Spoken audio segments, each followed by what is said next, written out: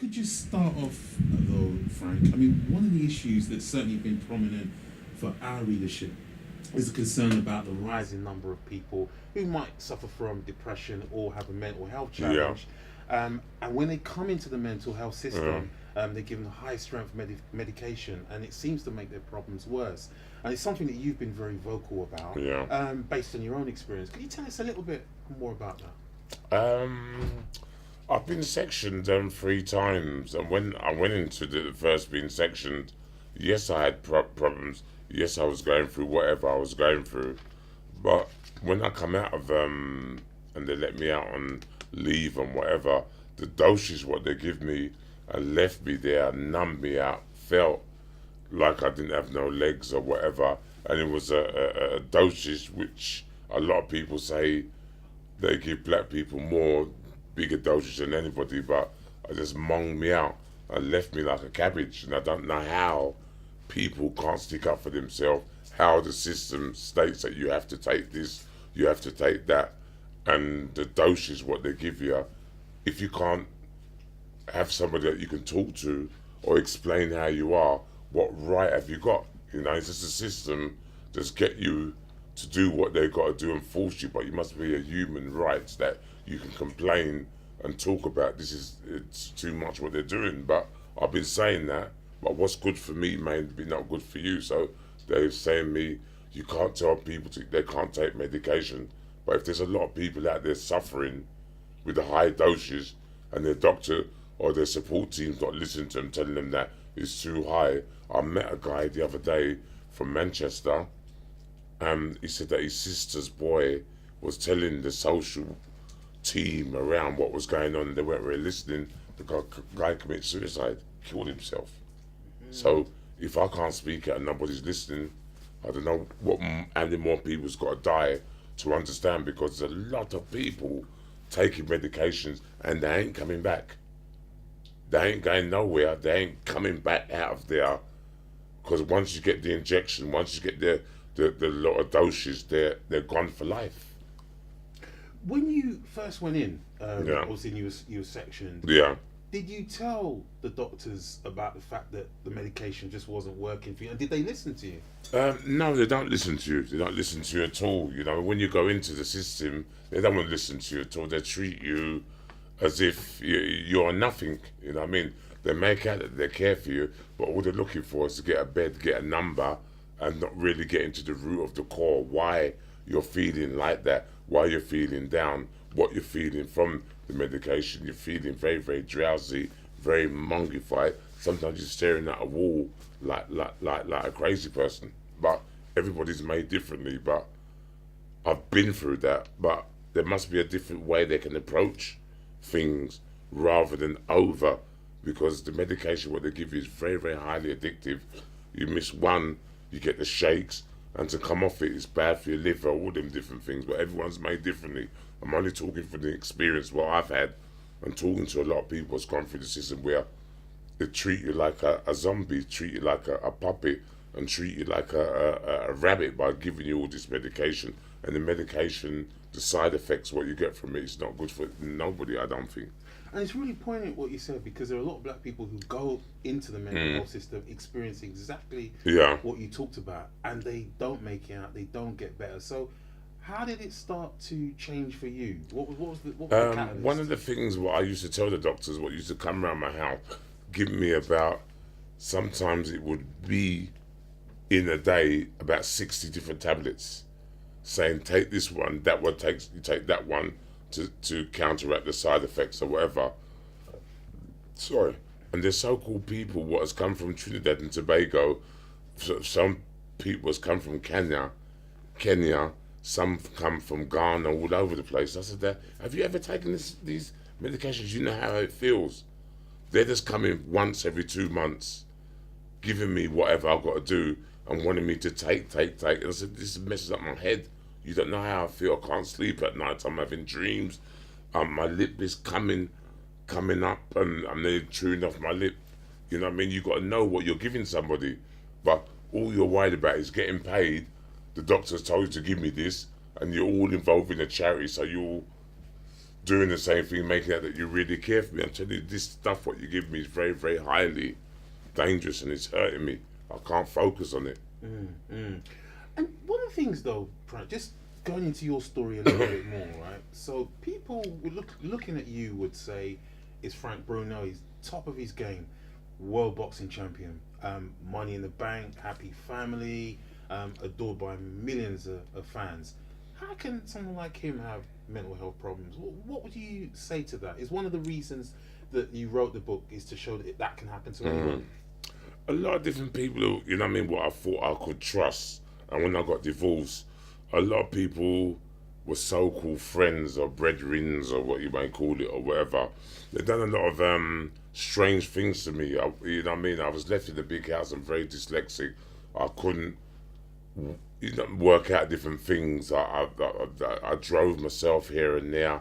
I wanted to just to sort of like try and make up the money what I lost from the divorce, and I was rushing around, you know what I mean, doing this job, doing that job, and not looking after myself. So I trusted a lot of people, brought a lot of people in, and they just robbed me.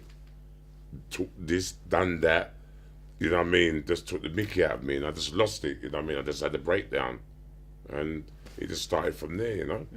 One of the things that you mentioned in your autobiography was this feeling of being abandoned and alone. Is that a memory that's still quite It's abandoned and alone, but once you go for a marriage breakup, either the kids stay with you or they go with their mum. I felt alone, but it's not no excuses, not nothing. I'm looking for no sympathy. That's the way the run-ins go. You know what I mean? When you go for a breakup, usually they go with either a partner or they go with both, but the kids went with their mum and left me. So I wasn't abandoned. It's just the way the run-ins go. That's the way life is, you know what I mean? So I'm not, when you say abandoned, it's like they left me. Yes, I got left. That's it. You know what I mean? Sometimes the man may get the rough deal of the situation, but it's no biggie small. It's just the way the run-ins go. Yeah. One of the things that you've also been known for is putting out a positive message around mental health. So the importance of talking about the issue, better solutions, you know, thinking about medication, the answer.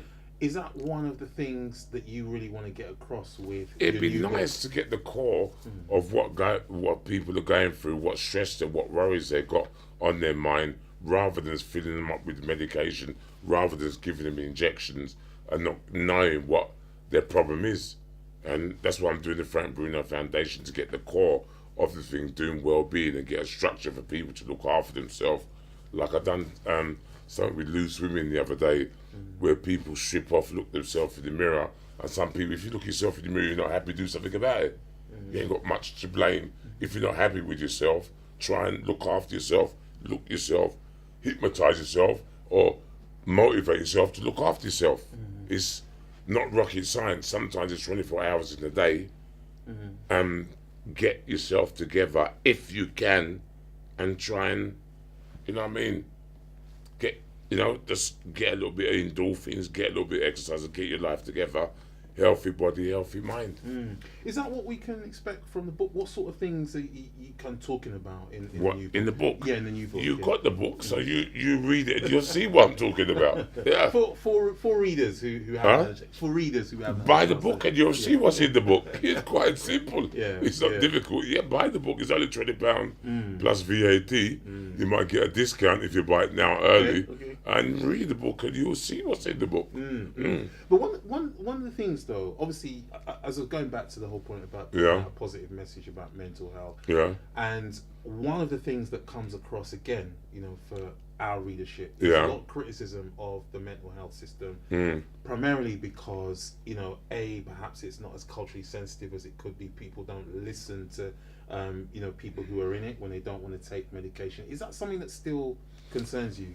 It really concerns me, you know what I mean? Because I went down to the House of Parliament the other day, and Tracy Crouch, she wanted to see about celebrities or whatever. But the government is looking at numbers and making the ching-ching and seeing what they can do, like pharmaceutical companies, and make money and whatever. So I don't think the government are too worried about what's happening. All they're looking for is to make money, to be quite honest. So there's a lot of needs to be done. So I rest my case, and I've got to be very careful what I say. But I don't think the government gives two hoots about what is looking about numbers and the ching ching. You've got a system that perhaps some would say is failing a lot of people, not looking at their overall health, and the whole kind of holistic approach. Do you think that people are really starting to get what you're saying now? I think a lot of people understand where I'm coming from. Certain different countries, you go to China, they will cramp down people. North Korea, there are drops of manners on people, but Big Brother's watching you, and they make out that it's a system where a lot of people try and fool a lot of people, but a lot of people are understanding certain different things. But I can't understand how these so-called people that come around the house and section you and force you to take the medication, force you to take it, If you don't take it, they'll hold you down and chuck it in your face, and you haven't got no right in saying that ain't doing me no good. They're telling you have to do that. I've seen some situations where I've been sectioned, I sit down there, it's been like an educational where they beat up people and rough up people and do all different things like that, and drop some injection in their backside, and they don't know where they are, and they're dribbling and talking to themselves, and the top government people don't go in and see what is happening. So all these so-called doctors and people high above, they're forcing people to take certain things, but you haven't got a say. And of course, that's, I think, one of the things you were saying earlier, that if you've got a platform and raise awareness so that you feel you can do something, because there are a lot of people who don't have that, who are in the system, and perhaps a lot of them are going to stay in the system for the rest of their life, because it's a money spinning thing, and it's very, very cool, man. Very, very cool. I'm not saying that everybody don't need some form of medication, everybody don't need some sort of like help, but this is the higher doses to mong you out and the side effects. Look into it, man. I think the government are trying to bring it down, because they told me I'd be on medication for the rest of my life, and I ain't took on medication in 18 months.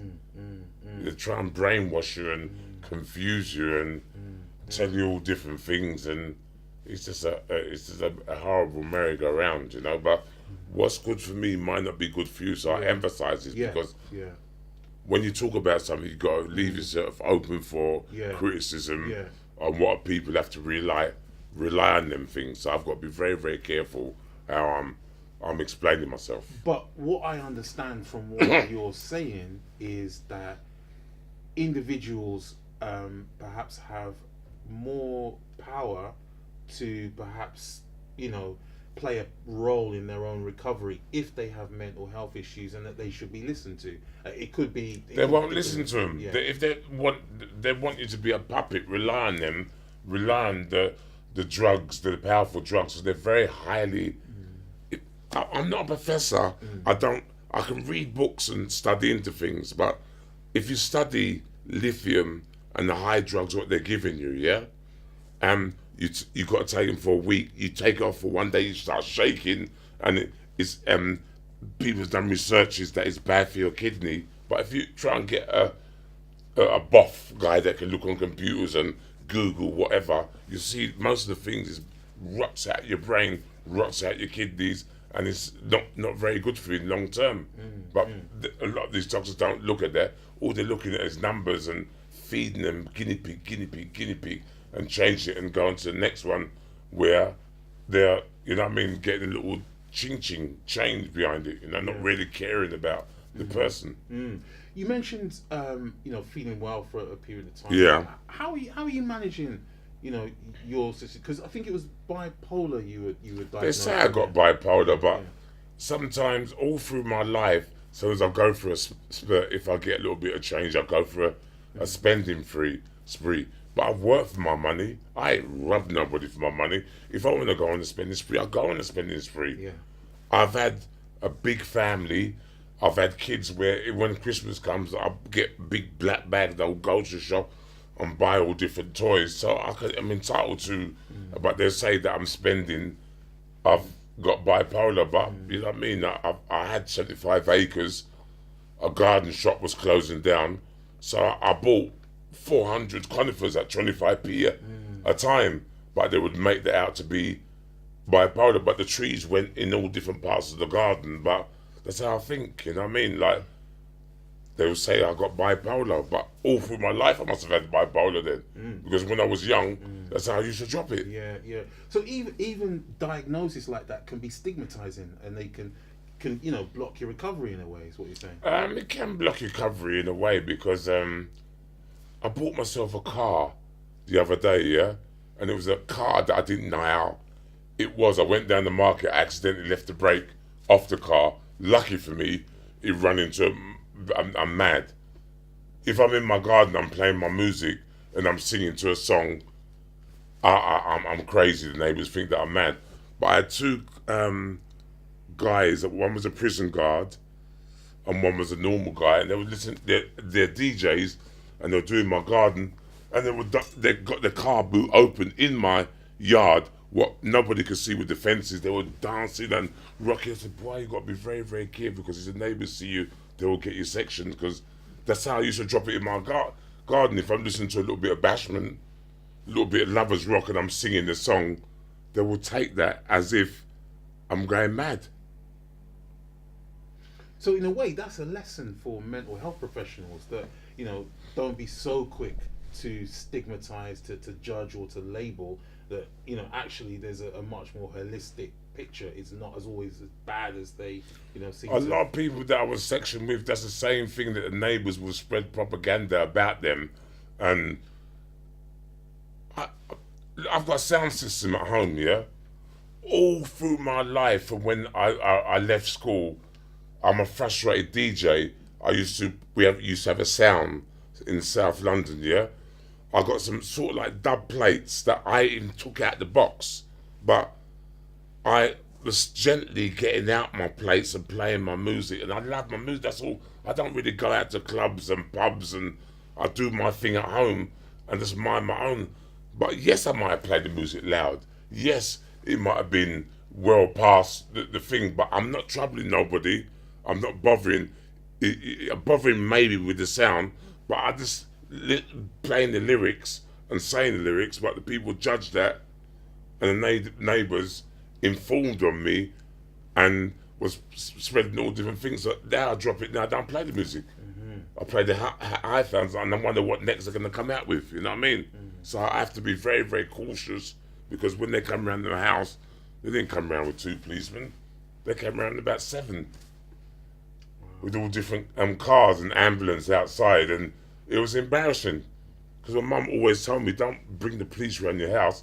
So I've got that mentality. It's a cringy, but that's how I do things. But looking at Sylvie, that's what I've got to play with, Yeah.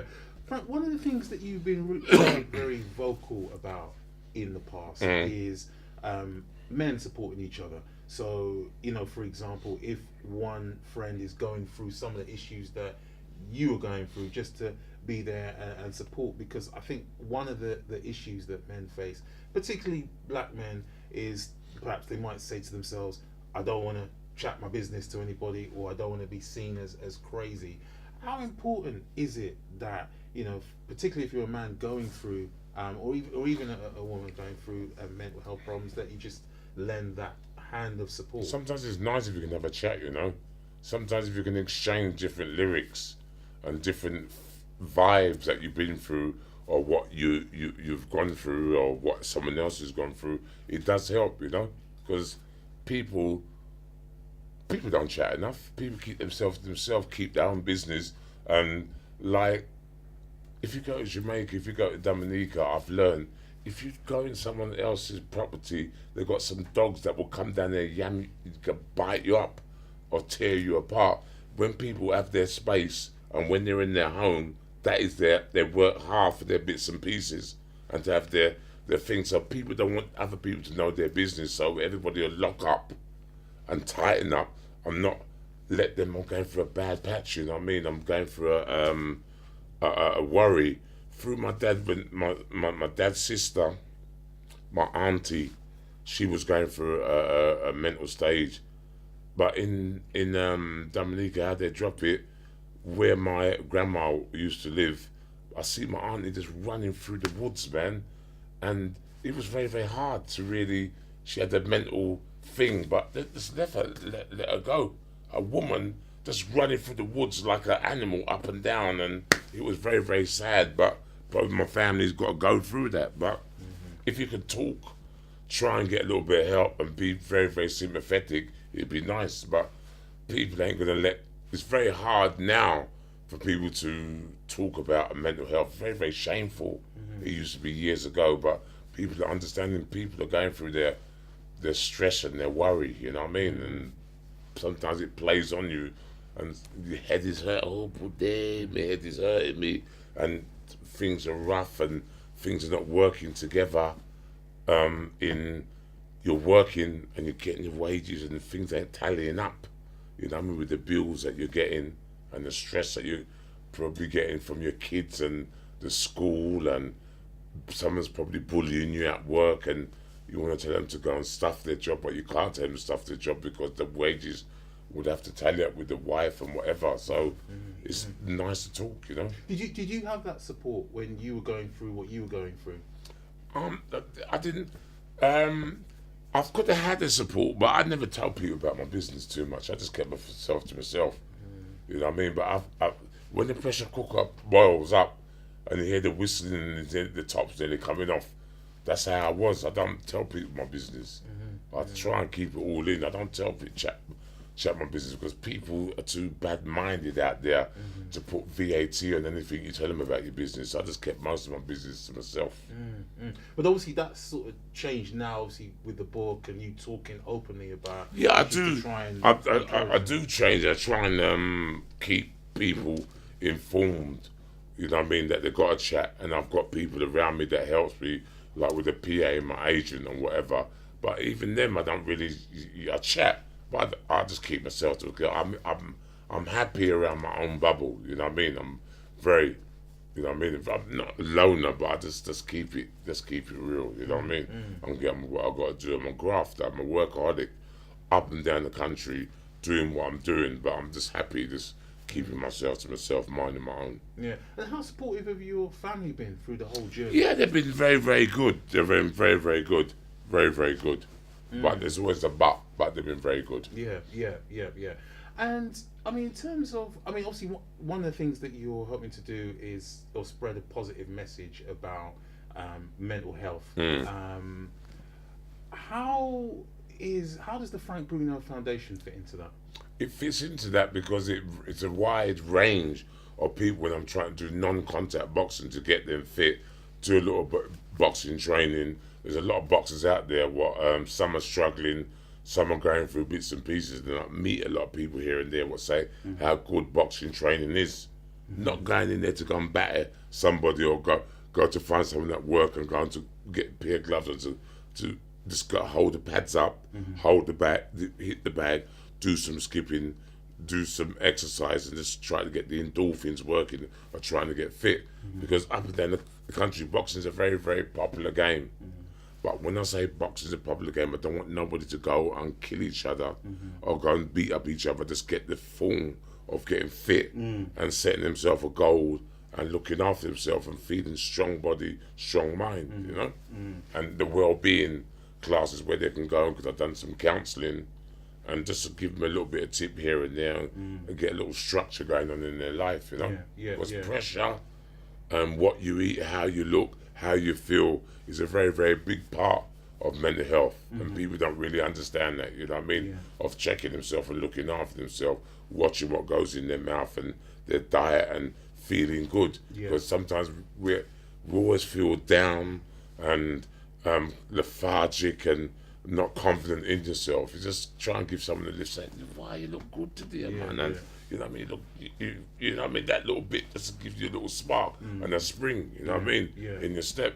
It's psychology, but our grandma used to use psychology, and our mum used to use psychology, and that's why can't you use it on yourself? Yeah. Just finally, Frank, I mean, you know, one of the, you know, like I said, there's a lot of concerns about the mental health system, and you know, one of the things you said is that it doesn't always kind of listen to people. what would your key message be to mental health professionals in terms of how they can really help people on their recovery? Really give them the support they need rather than the whole medication issue, as you mentioned. It's such a difficult thing. Everybody has some form of stress or some sort of like worry or whatever. But if you can reassure certain different people, and some people lack confidence in themselves, you know what I mean? Some people can go out there and dance and, you know what I mean, got some rhythm. Some people go in the corner and sit down there and stiffen up and just look there and not get out of it, you know what I mean? But some people play, a lot of things play on people's mind. So if people could talk a little bit more, get to the core of their problem, tell them what's going on. I met a guy yesterday. I come out of the petrol station. I said, why are you doing that, man? Oh, the government now look after me. You know what I mean? I said, boss, but it must be a way that you can not stay in the petrol station and cold up yourself like that. No, man, the government is not. I said, why are you blaming the government? You're out here. And I give him a little change. The guy ran away. He must have run away to go and get what was making him get there. So, you know what I mean? You can't make an excuse like the government is not. The government, but you look healthy, and you look like you're there, and you know who. I'm not saying you know who I am, but you know what time it is. Why are you doing that? Mm-hmm. But you're the government, man, and I look after you. And I said, change it. You know what I mean? Change it around, man, and look after yourself. But I only gave him a little bit of change, but I give him a 100. He was running somewhere, wherever he was going to. You know what I mean? But if you can get a little, just look after yourself and think positively and do the right things. Mm-hmm. Everybody suffers in some sort of like way. Yeah. You know what I mean? Like the man today was asking me, how do you feel when them guys are writing your mum a letter, the Nazi guys or whatever? I felt away. It hurt me. It really, really hurt me. But what do you want me to do? Do you want me to go and see them and go get section again? And go and be put in Broadmoor to go and take some other medications where I ain't going nowhere. But it hurt me. That was my mum. You know, I've been sending her letters saying that they're going to kill her and do all different things like that. It's very, very powerful. But, you know what I mean? I had some people nick some money off me. A lot of money, you know, read the book. But, you know, what people say, how do you feel, what you're going to do about it? What do you want me to do? Get the mushy at the altar? Or what would you want me to do? Mm-hmm. I've got to sit down there and take it. Mm-hmm. But it ain't nice. Mm-hmm. I had a £38,000 watch nicked out of my house, which I let people in, and you think that they're going to treat you right, but they're just mugging you off. But I don't deal with people again. I just keep myself to myself and do what I've got to do and get on with what I've got. I don't trouble nobody, but I have worked hard for the little bit of space what I've got, but I don't want people to come and trouble me. Mm-hmm. Mm-hmm. It's as simple as that. But anyhow I rail up, anyhow I show a sign of aggression, they want to bring these so-called doctors and whatever to come and section me and hold you down and keep you down so I can be an example for everything. So I just got to hold things down much more than anybody else has got to hold things down. Mm-hmm. But yeah. You mentioned that, the whole debate around mental health was a little bit shameful. People found it difficult to talk about. You feel hopeful that that's changing now? That there's a little bit. I'm hoping that it changed, but everybody just watches everything that you do, monitors everything what you do. If you go down the market, you buy 1 and 2 planting, you buy 10 oranges. You go, mad me, you buy 10. You know what I mean? If I'm on the go, if I get me a little rice and peas and get 2 sets of rice and peas to put in the freezer to monitor my day, what I've got to do, and my week I've got to do, I'm crazy. You know what I mean? So everything is watched. I bought the car and I accidentally left the brakes off and gone mad again. So, you know what I mean? Everything you do, that's why sometimes I feel like a prisoner in my own house. But I would rather just chill out, do what I've got to do, and just in my own bubble, just do and be happy, you know what I mean? Because I'm not like paranoid, but people ain't got nothing better to do than to watch someone and just glad if they trip up. You know what I mean? Rather than see someone go forward and be happy. And that's what you feel. Do you feel that makes it difficult to get your message out? Do you think so? Because you are. I think a lot of people understand my message and knowing what I'm going to talking about, and know you get through the clouds and sit down and reason with people. People know what's going on. You know what I mean? Because I see an Indian doctor the other day. I see a Jamaican. I see a Scottish man. I see all different men, and they're all saying the same thing. What you're saying is nothing different. I see patients, you know what I mean? The system tried to lock them down with exerting them with medication. So I know what I'm talking about. A lot of other people know what I'm talking about, but I've got to be careful because some people, you've got to cut it to the cloth and you've got to drop it a bit different with them, because they'll be saying I'm trying to tell people not to take no medication or whatever. But all I'm trying to say, any medication, anything, even a Viagra, you don't take the whole tablet. You might take a quarter, just give you that little bit of kick. But it has side effects, you know. Aspirin would have side effects, you know that. If you drink a Guinness, one is okay, but we as hogs and pigs will go and mash up the Guinness. You know what I mean? So if you can monitor yourself, whatever thing that you do, it'll be much more better place and understanding. But we as human beings, we are hogs. We don't know how to pace ourselves or to do whatever. You know what I mean? Some people will go to prison, they will get some rollers, but they'll stretch the roller to make it last because they know how last it can. But when they come out of prison, they will get back and they won't care. But when they're in there, they will, you know what I mean, do everything and pace things out and monitor it, you know. But you know exactly where I'm coming from, where I'm coming from. When they're out in the system, the roll up get bigger and fatter, but when they got to cut it to the cloth, they will pace themselves. You know what I mean? But you know, all I'm trying to say, anything you're taking, anything you're doing, it's got to be moderation. But when you got a government forcing things down here and over exaggerating and keeping people down for the sake of keeping down, not giving them a leeway and getting to the core of the root, I don't think it's no more different than any other country. What's keeping people down, what they're moaning about, they ain't giving them their human rights or their freedom. Frank Bruno, thank you very much for no problem. The Voice. Much Cheers. I hope you understand where I'm coming absolutely, from. Absolutely. No problem. You know, and it was a great interview. Thank you so much. No That's problem. great. Cheers. Thank you.